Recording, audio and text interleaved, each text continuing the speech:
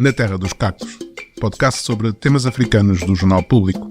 Elísio Macamo e eu, António Rodrigues, discutimos quinzenalmente às quartas-feiras os assuntos de África. Porque, se como dizia o poeta moçambicano Eduardo White, os países africanos são hoje os grandes cacos e os pequenos cacos dos sonhos que eles partiram ontem, então todos devemos refletir a melhor forma de os colar. Sejam bem-vindos ao primeiro episódio deste podcast. Sendo este o primeiro, deixem-me apenas dizer como irá funcionar. O podcast será dividido em 3 partes. No primeiro, debatemos 3 temas sobre o continente africano, com particular incidência nos países de língua oficial portuguesa. O segundo bloco será preenchido com uma entrevista, neste caso, uma entrevista ao José Eduardo Agualusa.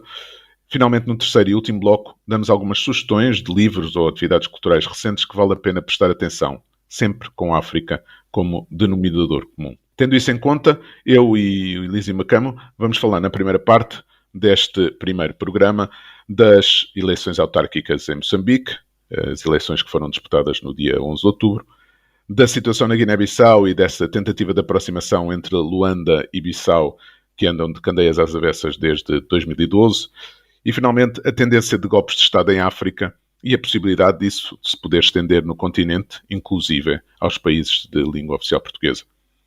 Na segunda parte, portanto, teremos a entrevista com o escritor angolano José Eduardo Agualusa, que não só tem livro novo, uma biografia do político angolano Abel Chivucovuco, como anda a conversar com os leitores através das redes sociais sobre os problemas que vai encontrando no desenvolvimento do romance que está atualmente a escrever. Finalmente, na terceira parte, fechamos o podcast, então com algumas sugestões. Sendo o Elísio Macamo um moçambicano da diáspora, como é assistir a uma eleição à distância? Bom, obrigado, António. É como sempre, sabe, eu vivo fora do país já há muito tempo, portanto, nunca participei em nenhuma eleição em Moçambique, justamente por causa disso. E é sempre difícil não estar lá para participar de forma mais ativa nas discussões e contribuir com ideias para a forma como a gente discute o país. E eu acho que desta vez é particularmente doloroso porque o processo parece ter sido ainda mais complicado do que as outras vezes. Eu tenho a certeza que o António, com a experiência que tem de outros países, deve compreender o que é que eu tenho em mente, né? Quando a Renamo fala em mega fraude, como ontem na conferência de imprensa convocada por o Ossuf Momad depois da reunião da Comissão Política, quando ele fala em mega fraude e quando pede à comunidade internacional que diga alguma coisa, que fale, que comente aquilo que se passou nas eleições em Moçambique, acha que isto poderá ter consequências? Acha que poderá, ainda por cima numa situação como estamos, com 2 palcos de guerra no mundo, que alguém da comunidade internacional se irá preocupar com aquilo que se passa nas eleições aí? Bom, seria sempre bom, não é? Mas eu acho que o mais importante neste momento é a gente concentrar a atenção naquilo que é possível dentro de Moçambique, portanto no próprio país, porque infelizmente com essas 2 guerras agora, há uma certa desconfiança por parte das elites políticas moçambicanas em relação ao papel que outros países poderiam ter no nosso país, não é? Portanto, eu até tenho mais receio de um pronunciamento externo em relação a isso, justamente porque neste momento não estamos abertos, as nossas elites políticas não estão abertas a ouvir o que gente de fora queira dizer. Então, a aposta devia ser realmente no próprio país e há alguns sinais encorajadores. Por exemplo, há notícias de que houve 3 eleições que foram anuladas pelos tribunais distritais, portanto em Kwamba, em Chiure, tudo isso no norte, e em Chokwe, em Gaza. Então, isso me parece uma coisa boa que está a acontecer em Moçambique. Parece indicar uma certa honestidade intelectual e profissional por parte das pessoas que têm a responsabilidade de zelar por estes processos. Então isso é bom. Agora, o que é preocupante é a possibilidade de distúrbios, de levantamentos populacionais, e há algumas indicações de que isso, embora em menor escala, esteja a acontecer, por exemplo, na Matola, em Maputo, mas, portanto, isso seria realmente preocupante se isso acontecesse, porque, infelizmente, a única resposta que as nossas autoridades seriam capazes de dar seria a repressão, e a repressão poderia levar à escalada. E nós não estamos em condições de depois conter isso aí. Falando nesse recurso, ou seja, à justiça para tentar reverter esta situação, o líder da Renamo, Ossuf Mamad, disse que queria manifestações pacíficas, ou seja, que isto não era não era só para demonstrar repúdio perante estes anúncios destes resultados. E o Venâncio Mondelano, candidato à presidência do município de Maputo, disse-me em entrevista ao público que eles têm todos os dados, têm as atas oficiais, têm 98% das atas oficiais, e que estão dispostos a mostrar isso na justiça para reverter esta situação, esta contagem intermédia em Maputo, que dá vitória à Frelimo e não à Renamo, como a Renamo diz que ganhou. Sim, sabe, António, isto aqui, parecendo que não, é um teste à própria oposição, né? Ao seu sentido de responsabilidade e ao seu compromisso também com os procedimentos e com as instituições.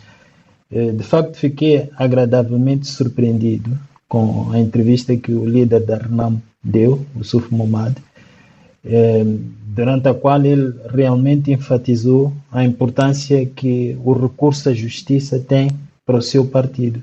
Isso é um discurso completamente diferente daquele a que a Renamo nos havia habituado no passado. Mesmo o próprio Venâncio Mondlane, nessas declarações, pareceu estar a ser comedido, porque infelizmente em algumas declarações públicas que ele fez naquele ambiente de comício e não sei quanto, ele foi pouco infeliz, não é? Ao parecer estar a incitar as pessoas a atos não apropriados. Mas, olha, este é um novo tom que a gente está a ouvir da Renamo, e eu considero isso extremamente bom, muito importante, porque é uma maneira que a Renamo está a ter de se apresentar realmente como uma oposição comprometida com aquilo que neste momento o partido no poder parece estar a rejeitar, não é? Que é a independência das instituições, que é a transparência dos procedimentos e que é o respeito, né, pelas regras e pelas normas, né? Então isso eu havia até de aconselhar a Renamo a insistir nisso, porque isso faz bem ao país e faz bem à própria Renamo. E é isso talvez que vai encorajar as pessoas de bem, as pessoas decentes que se identificam, por exemplo, com o partido no poder, a terem coragem de defender as instituições. Então, se for verdade que, de facto, há tribunais que anularam as eleições, isso mostra que essas pessoas estão a ganhar coragem e que essas pessoas estão dispostas a defender a ordem constitucional. E isso é muito bom. A gente só pode... Bom, pelo menos, eu só posso dar parabéns à oposição por esta postura, né? Isso é muito bom para o país. De alguma forma, acredita nestes números apresentados até agora? Estas 49 vitórias de Frelimo e só uma do MDM, nenhuma da Renamo? Bom, é muito difícil acreditar nisso aí, mas o que eu tenho pensado nos últimos dias é o seguinte: esses números não são nem improváveis nem impossíveis, né? Sabe, porque infelizmente nós não temos ainda um conhecimento profundo do eleitorado moçambicano, né? Para podermos dizer com alguma segurança que, por exemplo, as indicações iniciais de vitória de um determinado partido podem ser tomadas como sinal de que o resultado final vai ser isso aí. Por exemplo, em Maputo, eu creio que o voto na oposição foi essencialmente dos jovens, né? Acho que os jovens, sobretudo os jovens sem memória da guerra civil, os jovens sem memória da história de luta anticolonial, que esses jovens aí hão de ter votado de forma significativa e considerável na oposição. Mas eu penso que a relação desses jovens com os jovens que estão do lado da Frelimo, que estão comprometidos com a Frelimo, não é assim tão desvantajosa para um desfecho eleitoral. Pode ser que haja 55% de jovens que votam na Renamo e talvez 45% de jovens que votam na Frelimo. E depois quem decide a eleição são os mais velhos. Né? Isso é perfeitamente possível, né? Que sejam os mais velhos que vão ser o fiel da balança, digamos assim. É verdade que entre esses mais velhos há altos índices de abstenção e pode até haver algum voto de protesto, mas nada disso coloca de parte a possibilidade de a Frelimo, apesar de tudo, ter ganho, não é? Só que pronto, né? Nós estamos num contexto muito específico de desgaste total da Frelimo, sobretudo ao nível da gestão de municípios, e sabe, municípios como Maputo e Matola são de difícil gestão. E isso não é um problema que afeta só a Frelimo. Nampula, em Quilimane também, que estavam nas mãos da oposição, havia graves problemas de gestão municipal, né? Portanto, até certo ponto, isso manifesta alguns problemas estruturais que o próprio país apresenta, né? Então, mesmo assim, sabe, tendo isso em conta, faz todo o sentido que as pessoas estejam desconfiadas em relação à possibilidade de a Frelimo ter ganho de forma justa e transparente as eleições. E esse é que é o problema, realmente. E talvez, se puder dizer aqui, uma coisa que me tem também preocupado muito é o efeito que isto tem na credibilidade do próprio processo democrático, né? E isto para mim é o mais preocupante. É que o que as pessoas estão a colocar em causa agora não é apenas o partido que está no poder, mas é a própria credibilidade das instituições, portanto, do CNE, do STAI e dos tribunais. E isso é grave.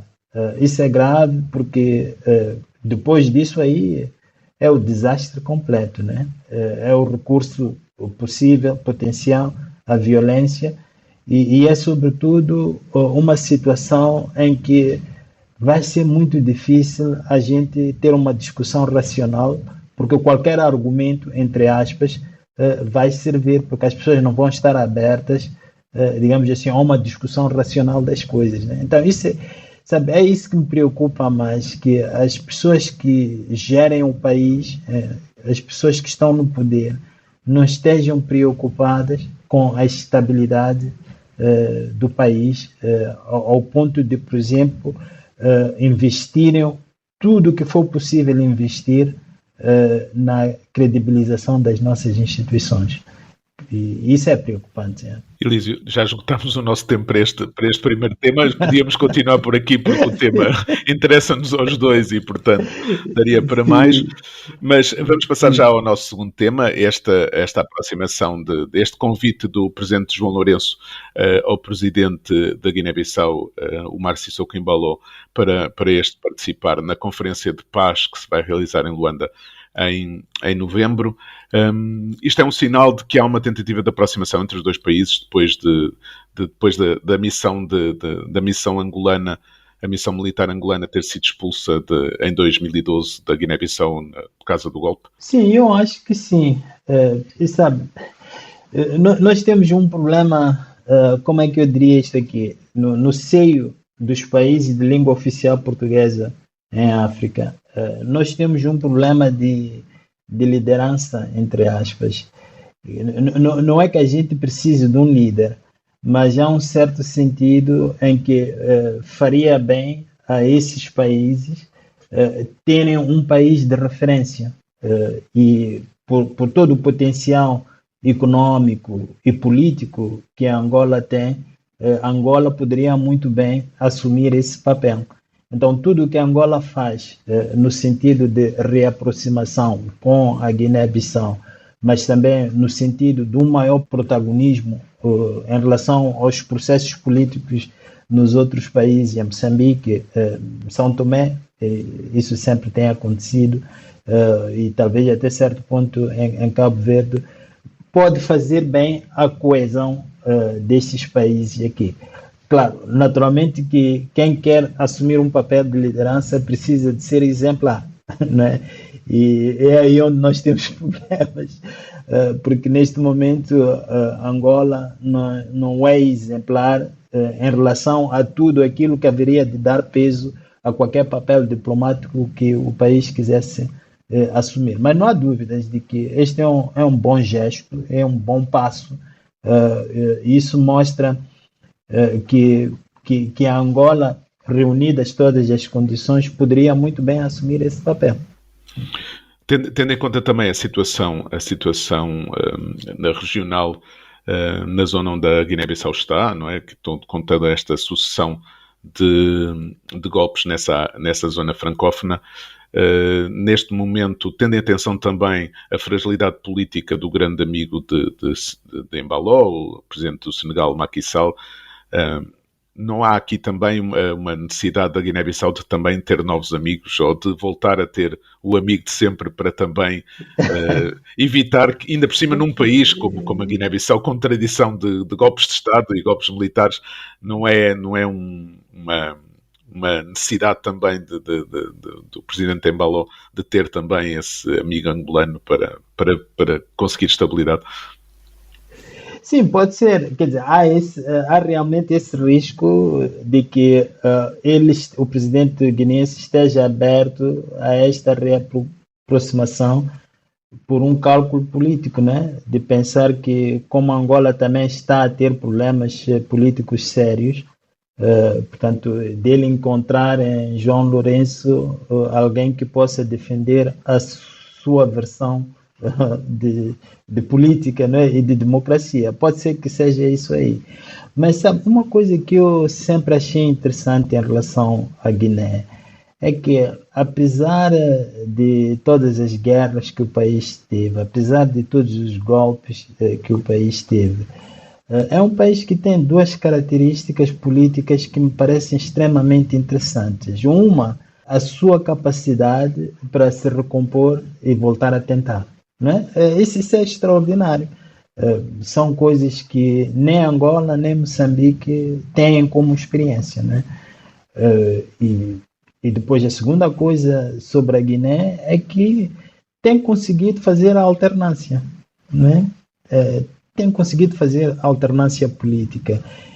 Não é que para que um país seja uma democracia tenha que ter a alternância, mas eu acho que isso permite a Guiné quebrar com algo que, por exemplo, em Moçambique e em Angola ainda não se quebrou, que é esta asfixia por parte dos chamados libertadores da pátria. Não é? Portanto, isso abre o espaço político, isso cria um contexto dentro do qual ninguém tem voz privilegiada. Isso é muito bom para que a cultura democrática se consolide na Guiné-Bissau. Então, pode ser que o presidente Embalo seja, pela sua postura, pelo entendimento que ele tem da democracia e tudo isso aí, ou de política, pode ser que ele seja uma aberração. E há um forte sentido em que ele, de facto, constitui uma aberração. Mas é uma aberração num contexto que me parece extremamente inovador, extremamente criativo, e eu acho que a Guiné um dia vai nos surpreender. Da mesma forma, por exemplo, que o Ghana nos surpreende hoje. Né? Durante quanto tempo o Ghana foi um país instável, mas de repente acertou o passo. Sabe, já houve uma eleição no Ghana que foi ganha por uma diferença de menos de um voto, né? Quase. Então, eu acho que isso aí é importante, parecendo que não. Claro, isso não ajuda os guineenses hoje, mas parecendo que não, os guineenses estão a passar por isto para serem fortes e resilientes.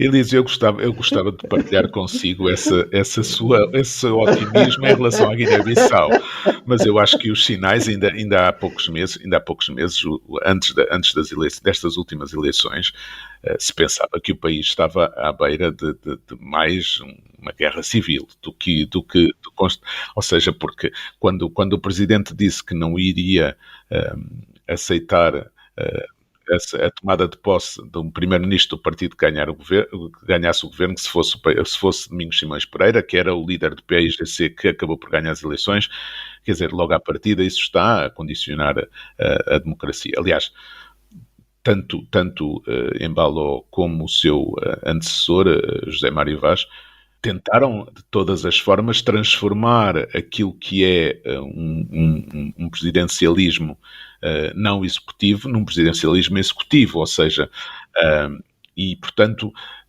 de alguma forma esticaram a Constituição de uma maneira que acho que deixou marcas, principalmente deixou marcas num país onde as instituições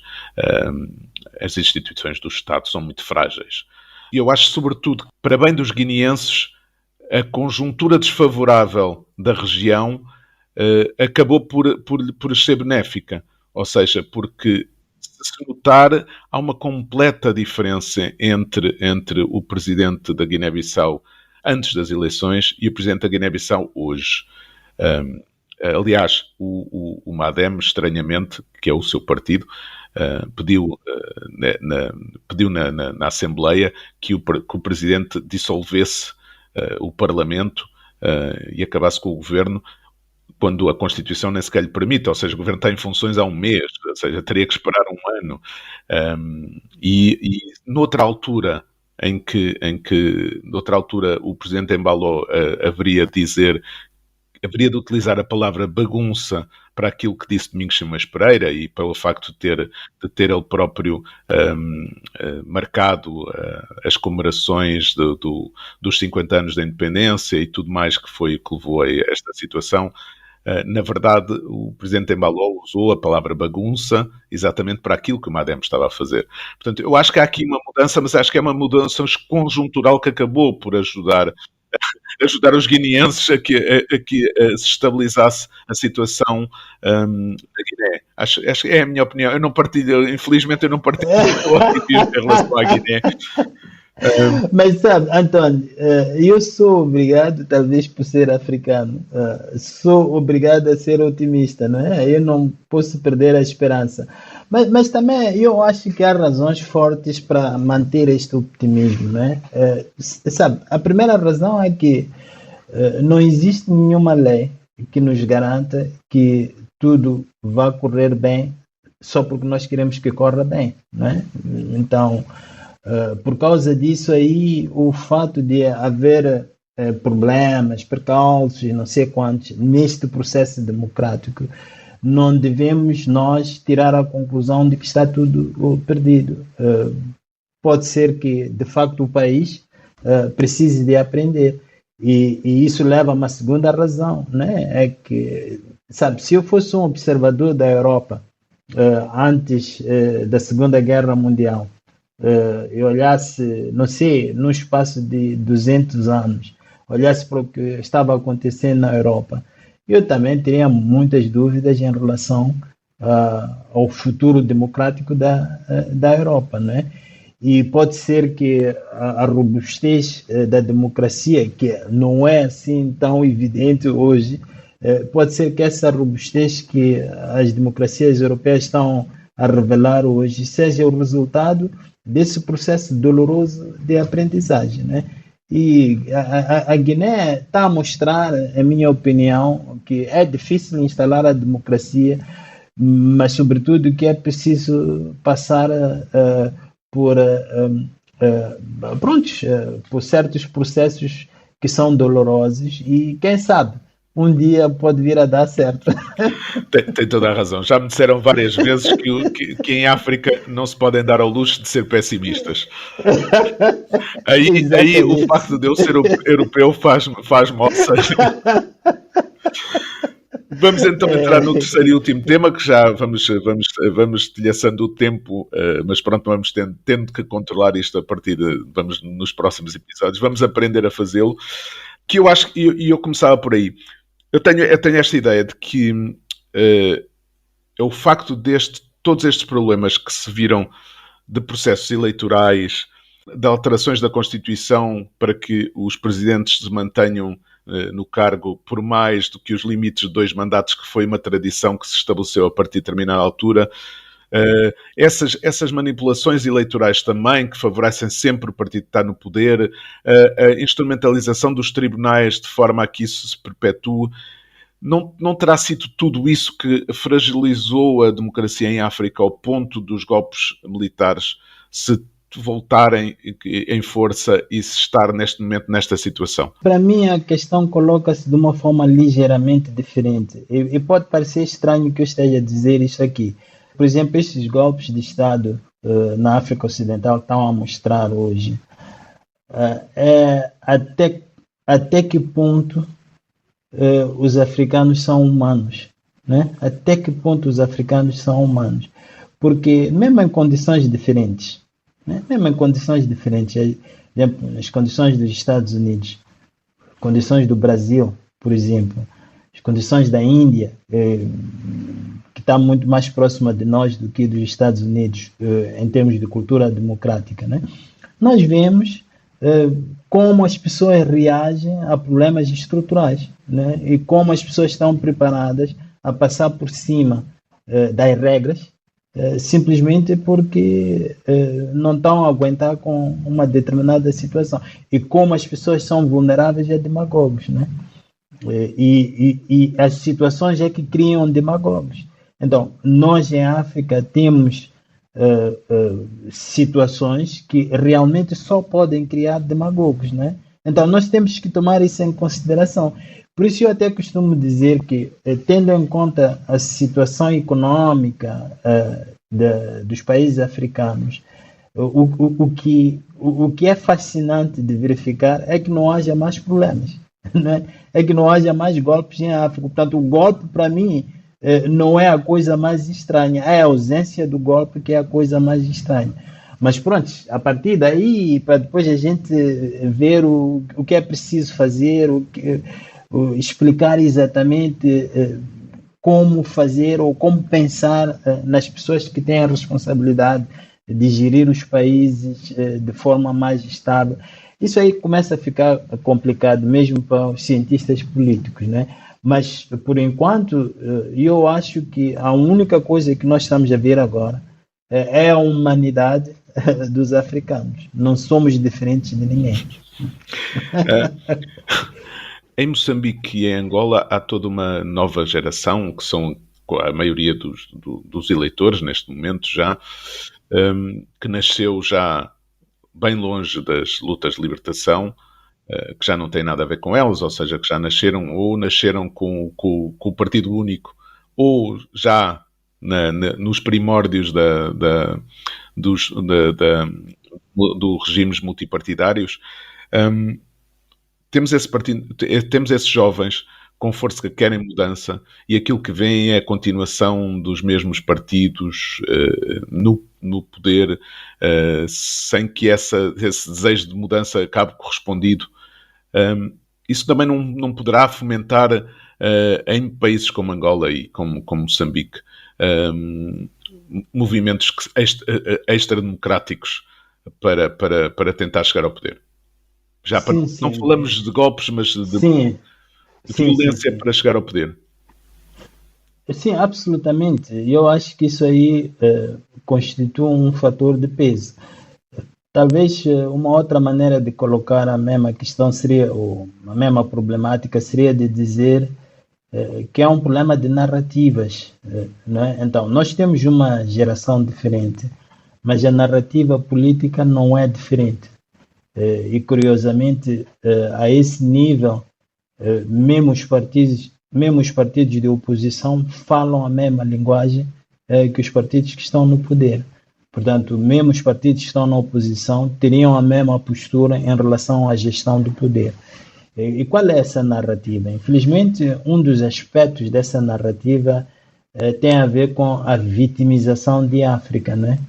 Então, com a tendência sempre de olhar para a África como, como a vítima de uma história que nos foi madrasta, não é? E foi-nos madrasta por causa da perfídia ocidental e europeia. E parecendo que não, esse tipo de discurso cria uma cultura política que não favorece muito a abertura para o pluralismo de ideias, sobretudo. Eu penso que um dos grandes problemas da Frelimo em Moçambique, do MPLA em Angola, foi justamente esse. Foi ter comprado um discurso político que rejeitava os princípios por detrás de toda a cultura política que fez com que os europeus, por exemplo, colonizassem a África, né? Portanto, todo aquele pensamento democrático e não sei quantos foi rejeitado simplesmente porque ele chegou a nós pela via dessas potências coloniais, né? E isso é um grande problema, porque sem isso e sem um vernáculo próprio, um vernáculo político próprio, sem isso ficamos sem nenhuma referência, né? Então fica apenas a linguagem do poder. E é essa linguagem que as nossas elites políticas, portanto, no governo e na oposição e na sociedade civil e mesmo nas universidades conhecem, né? Então, há uma interpretação literal da democracia, né? É a maioria, portanto, e com aquela tendência para a tirania da maioria, né? Então, sabe, eu acho que há esse problema de narrativa e os jovens não escapam a esse problema da narrativa, né? De modo que eu não diria neste momento que os jovens seriam a nossa salvação, porque eles também fazem parte dessa narrativa problemática, né? Então, há Essa narrativa problemática estende-se a todo mundo neste momento. Acho que há uma tentativa para apagar a voz do outro, ou seja, aquela ideia de vamos trocar ideias, vamos sentar e consertar uma posição comum de modo a que avancemos. Isso está muito difícil de fazer no mundo inteiro, no mundo ocidental, com todo este populismo, está cada vez mais difícil. Sim. Não, isso nota-se. Eu acho que aí tem razão absoluta, né? É um problema universal. O que eu talvez gostaria de destacar é o fato de esse contexto internacional, aliado aos nossos problemas, criar uma situação explosiva no nosso caso, né? Sabe, nós precisamos, em África, realmente, nós precisamos de apostar mais na política. Todos os projetos de independência tinham como orientação, tinham como objetivo criar a política, criar um espaço de deliberação política. Mas na prática, todos eles fecharam isso aí, sobretudo com aquele discurso de representantes legítimos do povo, né? Que se notou muito em Angola e em Moçambique, né? Em todos aqueles países onde foi necessário fazer luta armada para a libertação. Então, esse discurso foi muito forte, representante legítimo do povo, o que naturalmente anula todas as outras opções políticas que possam existir dentro de um país. E quando alguém então assume o poder, a tendência é de pensar que recebeu um mandato para impor a sua vontade, impor a vontade da minoria. São poucos aqueles que contemplam a possibilidade de gerir o poder não como manifestação da vontade da maioria, mas com o cuidado de proteger os direitos das minorias, né? É isso que a gente ainda não compreende. E eu não creio que seja apenas um problema dos libertadores. É um problema geral no nosso continente, né? Tanto mais que isso acontece em quase todo tipo de país. Não é? Não são só aqueles onde houve luta armada de libertação nacional, mesmo naqueles países onde houve processos normais de descolonização, normais entre aspas, né? Nós verificamos a mesma coisa, né? Então há um longo caminho a percorrer aí. Mas olha, António, sabe, história é uma coisa sempre em aberto, né? A gente nunca sabe onde é que isso vai dar. E muitas vezes, algumas dificuldades que nós temos de abordar essas questões têm a ver com o fato de que olhamos para a história como se fosse apenas a realização de alguma coisa que está escrita em algum sítio, né? E não é assim.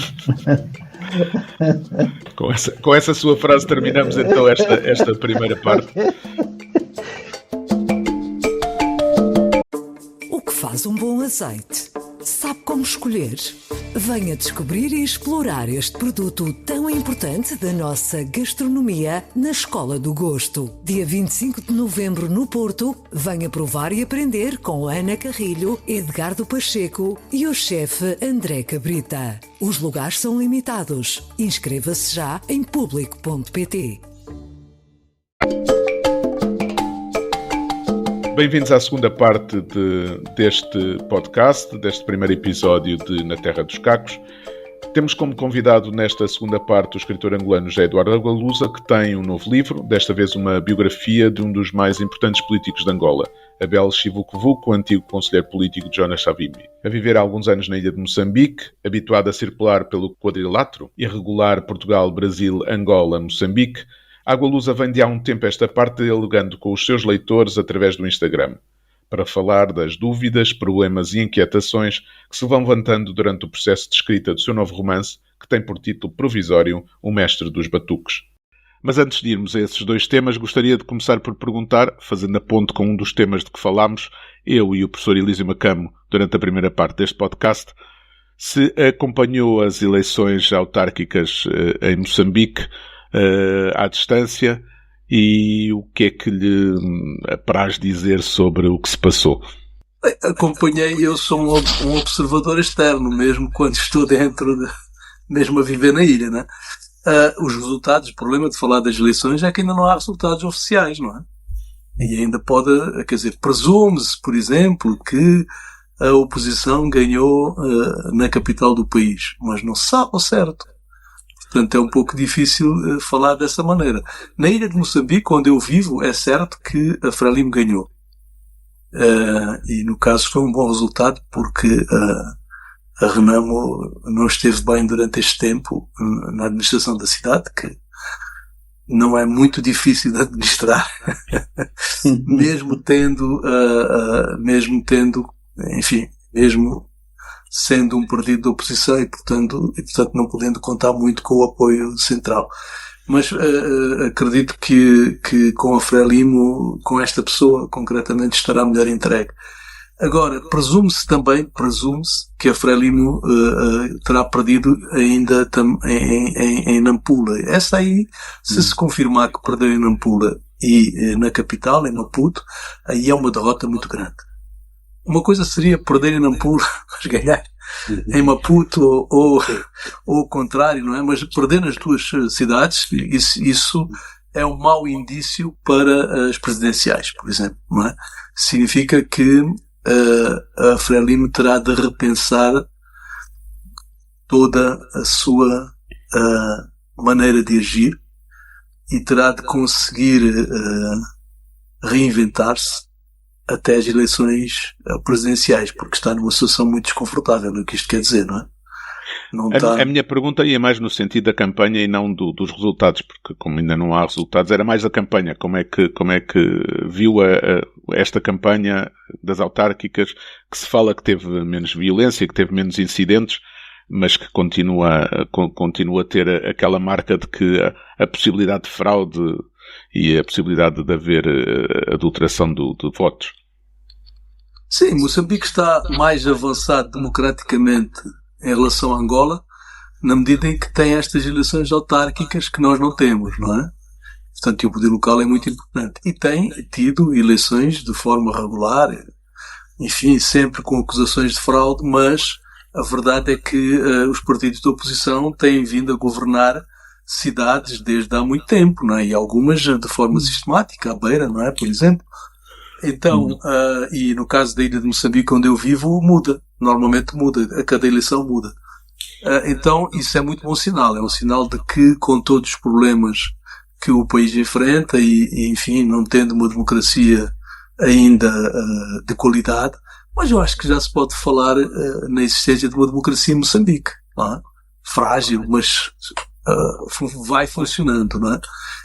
Agora, mais uma vez, uma coisa é perder a capital. Quer dizer, até agora isso não aconteceu. Se a Frelimo perder a capital e aceitar esse resultado, é um bom sinal para a democracia, é um mau sinal para a Frelimo, porque perdeu a capital, não é? Mas é um bom sinal para a democracia. É um belíssimo sinal para a democracia e até penso que a Frelimo poderia começar por explorar isso mesmo. Por dizer, olha, nós perdemos, reconhecemos o resultado e, portanto, vejam, nós aceitamos o jogo democrático. Isto poderia ajudar a Frelimo a recuperar neste tempo que falta até às eleições presidenciais, que vão ser aquelas realmente importantes. Até lá terá também que se definir quem é o candidato da Frelimo. É a grande questão. É a grande questão hoje. Quem é o candidato da Frelimo? Não é? A Frelimo está muito desgastada, como o MPLA. Perdeu muita da sua massa crítica, da sua inteligência ao longo destes anos. Muitas pessoas, a Frelimo teve pessoas extraordinárias, não é? É preciso dizer. Ao contrário da oposição. Outra grande diferença relativamente a Angola, mas contra Moçambique, é que Moçambique não tem oposição. Não tem uma oposição de qualidade. E Angola hoje tem sempre teve, porque a UNITA nunca foi a Renamo, nunca. E sim. A UNITA tem vindo a reinventar-se, não é? E hoje foi capaz de fazer uma coligação com outros partidos e a oposição hoje em Angola é realmente muito forte, muito capaz de sendo governo, governar bem, não é?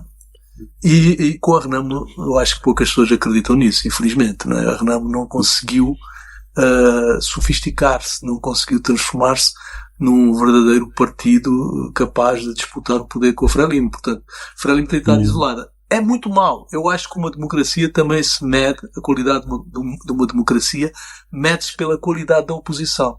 Se a oposição for muito fraca, dificilmente vamos ter um quadro democrático saudável, não é? Aliás, em Angola, mais uma vez, isso tem ajudado, porque ao fortalecer-se, a UNITA obrigou, a oposição no seu conjunto, obrigou o partido no poder também a reinventar-se, não é? Procurar ter mais força, a absorver juventude. Então sim. É isso, quer dizer, acho que há estes dois lados, não é? De um lado, eu acho que Moçambique tem estas virtudes no campo democrático, mas também tem fragilidades muito grandes que passam pelo enfraquecimento do partido no poder e pela não existência de uma oposição à altura. Sim. Deixe-me fazer aí uma pergunta a comentário, porque eu achei muito interessante o que disse sobre a ilha de Moçambique, a experiência que ela tem de alternância. Nunca me tinha ocorrido pensar nisso aí de forma séria. E o que eu gostava de convidar a refletir é se nota alguma diferença na cultura política das pessoas fruto dessa experiência de alternância que eles têm e que praticamente ninguém mais tem em Moçambique. A ilha de Moçambique é um pequeno enclave extremamente particular, não é? Por todas as razões. Por todas as razões. Então eu acho que existe talvez na ilha de Moçambique uma certa cultura de convivência de séculos, não é? As pessoas habituaram-se a conviver com outras pessoas de etnias diferentes, de convicções religiosas diferentes e talvez por isso também mais facilmente com pessoas com convicções políticas diferentes. É muito comum encontrar dentro da mesma família pessoas que apoiam umas a Frelimo e outras apoiam a Renamo, não é? E portanto esse debate talvez comece dentro das próprias famílias, não é? E essa consciência política, e eu concordo consigo, também acho que as democracias também se confirmam com a alternância, né? A alternância confirma a democracia. Não quer dizer que temos países em África com democracias aparentemente saudáveis, é o caso da Namíbia, até da África do Sul, mas onde não houve alternância ainda, não é? Sim. E a alternância é como que uma confirmação do quadro democrático, não é? Da saúde do organismo.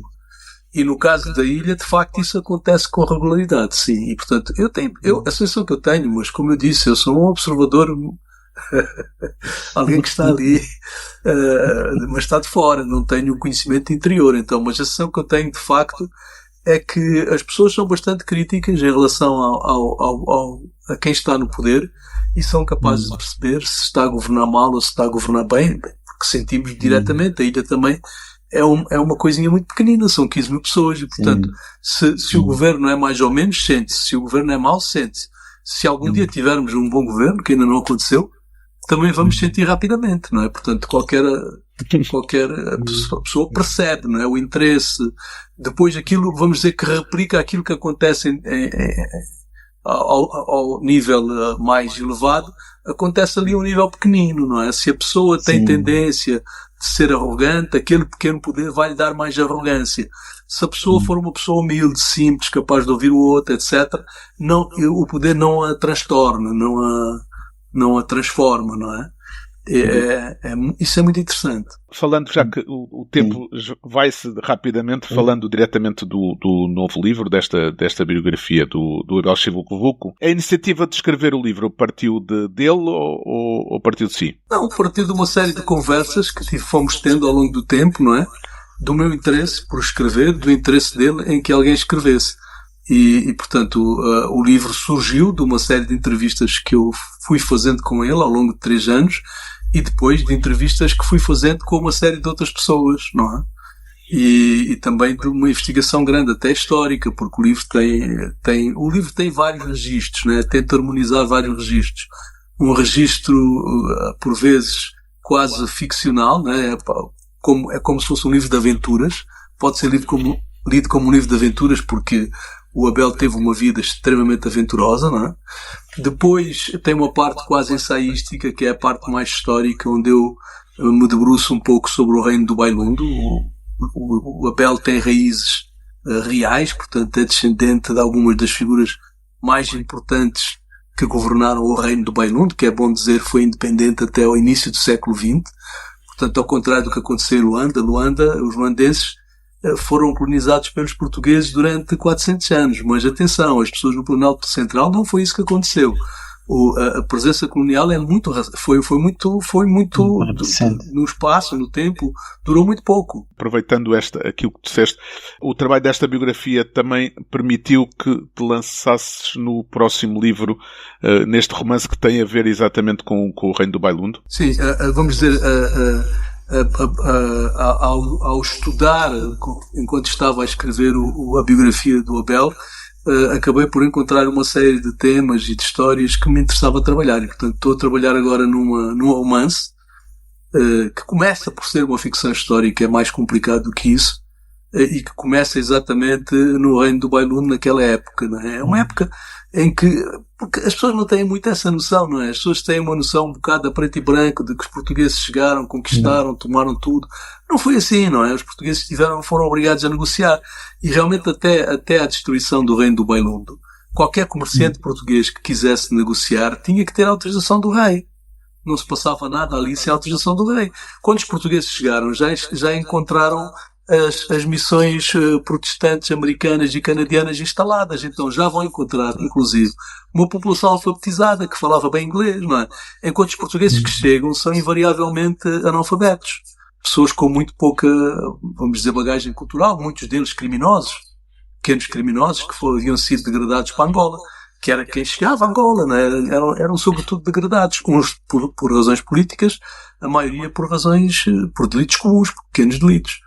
E, portanto, estas pessoas chegam ao Planalto Central e confrontam-se com esta situação de encontrar pessoas ali que sabiam ler, sabiam escrever, falavam inglês muito bem, comunicavam-se, enfim, é um quadro muito diferente daquele que aconteceu em Luanda, não é? Portanto, também esta biografia do Abel Chavucovu, que eu chamo-lhe uma biografia de Angola, vista a partir não de Luanda, como nós nos habituamos, mas vista a partir do Bailunda. Então, é uma outra ideia de Angola.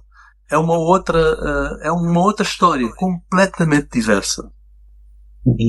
Sabe, ainda sobre esse aspecto, ainda bem que fez referência ao título, né? Porque eu teria gostado exatamente de fazer uma pergunta relacionada com o título, que é a seguinte: é possível para si fazer a distinção entre ficção e realidade quando aborda Angola ou quando aborda a África? Porque naturalmente quando chama a biografia do indivíduo, a biografia de um país... Não, atenção, uma biografia. Não a biografia de Angola, uma biografia de Angola. Sim, uma. Sim. Mesmo assim... É um olhar possível sobre este país que é este país imenso que é Angola. E o resto o mesmo, quer dizer, eu não sou uma pessoa, aprendi a duvidar da verdade. Acho que a verdade é um conceito muito totalitário, que nós cultuámos durante o Partido Único. Havia apenas uma verdade, que era a verdade do partido, não é? E cada vez mais, para mim, o que existem são versões. E o que me interessa ouvir são as diferentes versões da realidade. Portanto, as diferentes versões de uma dada história, de um dado acontecimento. É isso que me interessa. Pois. E essas versões, para si, elas acabam produzindo uma Angola, ou acabam apenas produzindo este pluralismo que precisa ser reconhecido por todos? Eu acho que ajudam, talvez contribuam. Um livro como este pode contribuir para a construção de uma ideia de Angola, não é? Mas é mais uma contribuição, não é? Porque, de facto, atenção, realmente em Angola há muita gente que desconhece por completo, sobretudo as pessoas de Luanda, né? Desconhecem esta realidade, a realidade do que foi o nacionalismo do Planalto Central e o proto-nacionalismo, como lhe chamava o Mário Pinto Andrade. Esta realidade dos reinos do Planalto Central, por exemplo, é quase desconhecida em Luanda. Sim. Não, isso é muito interessante. Eu não sei se encaixa muito bem no que nós estamos aqui a conversar, mas olhando para muitas das coisas que escreveu, tem manifestado sempre um grande interesse pela história e por certos indivíduos. Eu algumas vezes pergunto-me a mim próprio: o que é que ele está a fazer?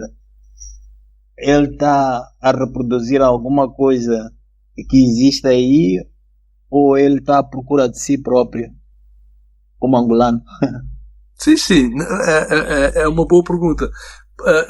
O meu primeiro romance, que é um romance histórico, A Conjura, eu escrevi de forma muito consciente, porque estava a tentar compreender quem eu era naquele instante nesse país chamado Angola, não é? E, portanto, eu percebi que para compreender a mim próprio, eu teria que compreender Angola na sua totalidade, não é? O mais possível. E, portanto, também só era possível e só é possível compreender o presente angolano compreendendo o passado. Senão não se entende nada. A gente julga que entende e não entende nada. Depois, à medida que vai caminhando para trás, vai começando a compreender de onde é que vêm. De onde é que vêm as coisas, não é? As ideias, a maneira de ser das pessoas, os desencontros, a própria guerra civil, tudo isso tem origens no passado, não é? Nesse passado mais remoto. E, portanto, para mim, isso foi absolutamente claro. Quando eu comecei a escrever, foi na intenção de me reconhecer, de me identificar, de perceber quem eu era dentro daquele país. Depois também fui ficando fascinado pela própria escrita, não é? E pela própria história do país, não é? E lá está. E acabei por conhecer muito bem a história de Luanda, daquela região de Angola, etc. Mas, mesmo sendo do AMBO, não conhecia assim tão bem esta história, não é? Que fui a encontrar, que tenho vindo, que estou a reencontrar agora, a descobrir agora. Como o tempo já vai longo, uma última pergunta que tem a ver com esta experiência de desenvolver um livro e ao mesmo tempo estar a falar com os leitores sobre esse livro que está a ser escrito. De onde é que surgiu essa ideia e o que é que tem recebido em troca com esta partilha? Bem, eu nunca fiz isso antes. Também acho que foi preciso crescer como escritor e ganhar alguma confiança para fazer isso. O que eu sinto é que sempre que entreguei o livro a pessoas, há pessoas, amigos, a quem eu vou entregando aquilo que escrevo. E isso sempre me ajuda. Sempre me ajuda, porque às vezes há sugestões que fazem sentido, não é? Às vezes há visões minhas que estão equivocadas, que eu posso corrigir. E, portanto, o meu terror é que eu chegue ao fim, tenha um livro, publico o livro e descubra que o podia ter escrito de outra maneira. Não é? Então, eu creio que isto também ajuda-me a mim e pode ajudar aquelas pessoas que estão a começar a escrever, não é? Que enfrentam também dificuldades muitas vezes idênticas. Mas e o que é que recebeu em troca até agora? Isso, quer dizer, vou recebendo sugestões, vou recebendo ideias, não é? Vou trocando ideias. Não pretendo mais do que isso. E proveitosas para o desenvolvimento do livro? Eventualmente, até agora, nada de grandioso, nada que me fosse transformador, mas sim, sempre há... As trocas de ideias são sempre saudáveis. Não é? Duas cabeças pensam sempre melhor que uma. Eu costumo dizer que um livro só deveria ser publicado depois de ser traduzido. Porque os tradutores são os melhores leitores. E os tradutores encontram sempre os erros todos que os livros têm. Não há nenhum livro que não tenha erros. Erros já não estou a falar de gramaticais. Estou a falar ao nível de ideias, não é? De coerência interna. E quem encontra esses erros, esses equívocos, são os tradutores, porque são os nossos melhores leitores. Água Lusa, muito obrigado. Obrigado eu. Nesta terceira e última parte, que será logicamente muito mais curta, eu e o professor Elísio Macamo vamos deixar aqui algumas sugestões que tenham a ver com temas africanos, sugestões culturais, vamos dizer assim, entre aspas, claro. Professor, o que é que trouxe para este primeiro episódio? Para este primeiro episódio, eu trouxe uma sugestão de leitura angolana. Um amigo, Gilson Lázaro, da Universidade Agostinho Neto, mas também da Universidade Católica, ofereceu-me recentemente 2 volumes com o título Viriato da Cruz, Obra Máxima, portanto 1 e 2, que é uma espécie de espólio deste grande nacionalista, deste grande poeta angolano, né, que infelizmente abandonou, digamos assim, a luta armada dentro do MPLA e morreu no exílio na China em 1973.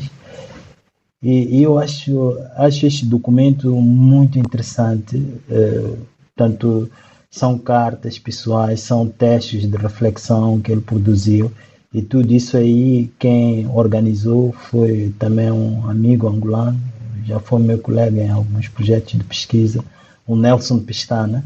Ele é que organizou isso e foi publicado tanto pelo Centro de Estudos Africanos da Universidade Católica, mas pela imprensa nacional, né? E é fascinante ter acesso a este tipo de material para a gente perceber, longe da história oficial, o que é que os principais protagonistas pensavam na altura, quando faziam, portanto, as suas atividades nacionalistas. E está a fazer falta este tipo de referência no nosso continente, em Angola, em Moçambique, na Guiné e mesmo em Cabo Verde, São Tomé. Por isso eu aconselho vivamente a leitura disto, como também uma forma de encorajar as pessoas, encorajar os académicos a prestarem mais atenção a este tipo de referências. Yeah. Agora não sei qual será a sua. A minha também é uma sugestão de leitura. Trata-se de um livro que saiu agora de um ensaio do historiador congolês Jean-Michel Mabekotali, um especialista na história política de Angola. O livro chama-se Rótulos Atribuídos, Rótulos Assumidos, e é um livro sobre uma figura que ainda hoje, 46 anos depois da sua morte, continua a dividir águas em Angola, Nito Alves. Como escreve Mabekotali, este é um livro que pretende responder a uma inquietação do historiador, que é entender o Nito Alves ideólogo e intelectual e não simplesmente o presumível culpado de um crime político de lesa majestade. Rótulos Atribuídos, Rótulos Assumidos, que leva como subtítulo Memórias e Identidades Políticas em Angola, da luta armada anticolonial até ao 27 de maio de 77, acaba de ser editada em Portugal pela Guerra e Paz, e acho que é um, para quem se interessa pelos acontecimentos do 27 de Maio e para quem se interessa pela história de Angola, acho que é um documento importante para compreendermos um pouco melhor a figura do Nito Alves, que para alguns em Angola continua a ser o diabo, para outros continua a ser uma espécie de referência deusada, mas que vale a pena conhecer como homem e como pensador. E, portanto, esta é a minha sugestão para este primeiro programa. E com isto, Muito bem. professor Elísio Macamo, muito obrigado. Eu é que agradeço. E despedimos-nos dos nossos ouvintes. Este podcast é o primeiro. Esperamos que de muitos voltaremos dentro de 2 semanas para o episódio 2. Muito obrigado. Muito bem. Abraço. Abraços. O público fica no ouvido.